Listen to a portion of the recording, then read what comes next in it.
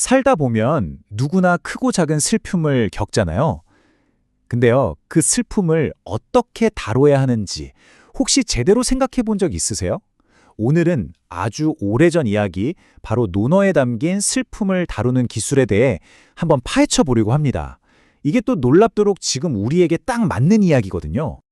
이야기를 본격적으로 시작하기 전에 잠깐만 이 질문에 대해 생각해 볼까요?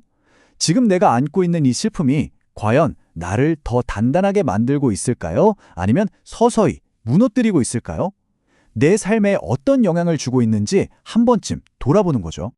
우리가 슬픔 앞에서 길을 잃기가 참 쉽죠. 어떤 때는 주체할 수 없는 감정에 휩쓸려서 일상이 그냥 와르르 무너지기도 하고요. 이걸 감정적 과잉이라고 할 수 있겠죠. 또 반대로 아픔을 애써 외면하다가 아예 아무것도 못 느끼는 무감각의 늪에 빠지기도 해요. 어쩌면 우리 마음속 어딘가에서는 이렇게 아픈 게 진짜 사랑했다는 증거야 라고 믿고 있는 건지도 모르겠어요. 참 이상하죠?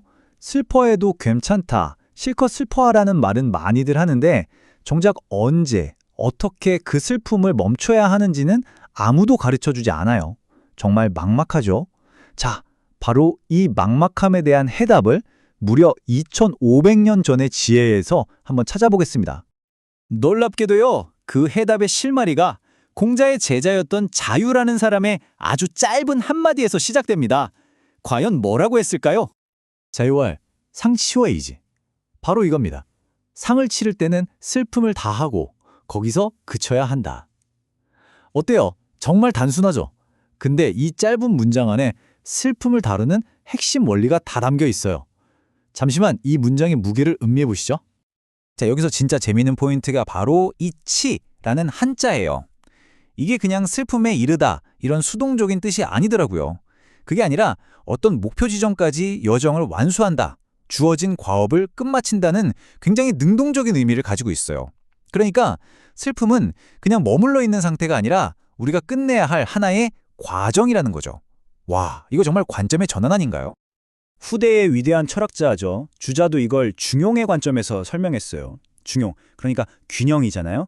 슬픔이라는 감정에 완전히 빠져서 나 자신을 해치는 건 이 균형을 깨트리는 거니까 올바른 길이 아니라는 거죠. 아주 명쾌하죠.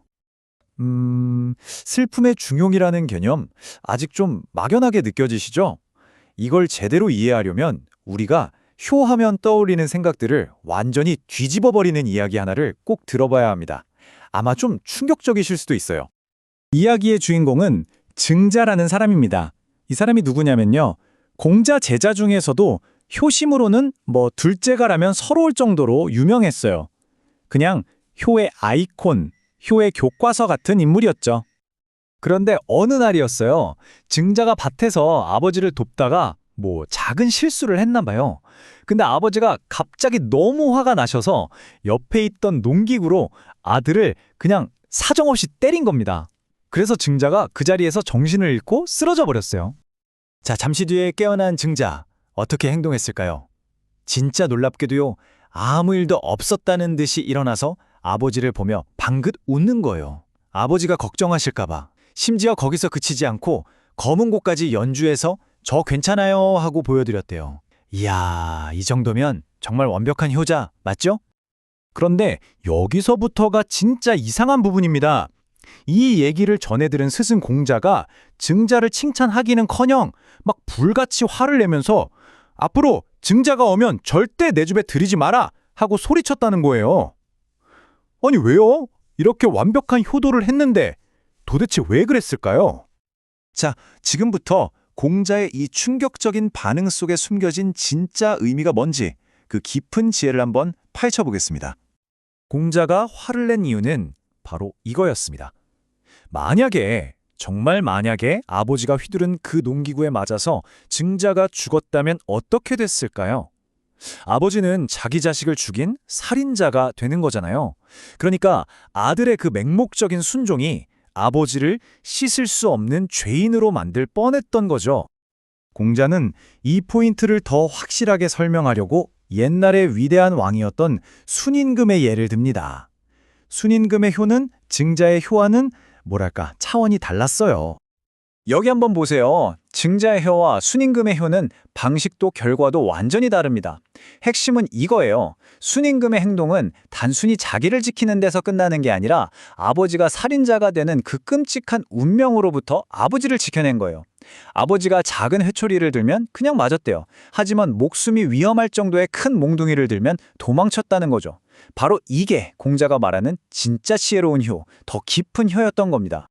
이 놀라운 이야기는 결국 우리가 너무나 잘 아는 사자성어 하나로 딱 정리됩니다. 네, 바로 과유불급입니다. 지나친 것은 미치지 못한 것과 같다. 모든 것에는 적절한 선, 그 균형이 필요하다는 공자의 핵심 철학이잖아요. 이걸 그대로 슬픔에 한번 적용해 볼까요? 과, 즉 지나친 건 슬픔에 완전히 빠져서 내 자신과 내 삶을 파괴하는 상태일 거고요. 불급, 미치지 못한 건 마땅히 슬퍼해야 할 때 충분히 슬퍼하지 못하고 그냥 무감각해지는 상태겠죠. 공자는 이 양쪽 끝 둘 다 좋지 않다고 본 겁니다. 자, 그렇다면 이 수천 년 전의 지혜가 지금 우리에겐 어떤 의미가 있을까요? 이 모든 이야기를 이제 우리의 삶으로 한번 가져와 보죠. 생각해보면 슬픔 때문에 나 자신을 해치는 건 어쩌면 나를 사랑했던 그 떠난 사랑의 마음을 또 한 번 아프게 하는 일일지도 몰라요. 그렇기 때문에 내 삶을 건강하게 잘 지켜나가는 것, 그것이야말로 떠나간 사람에게 우리가 보여줄 수 있는 가장 품격 있고 깊은 예의가 아닐까요? 오늘 이야기를 마무리하면서 우리가 맨 처음 던졌던 질문으로 다시 돌아가 볼게요. 오늘 우리가 함께 나눈 이 지혜를 통해서 여러분이 짊어진 그 슬픔이 더 이상 나를 무너뜨리는 힘이 아니라 오히려 나를 다시 일으켜 세우고 앞으로 나아가게 하는 건강한 여정이 되기를 진심으로 바랍니다.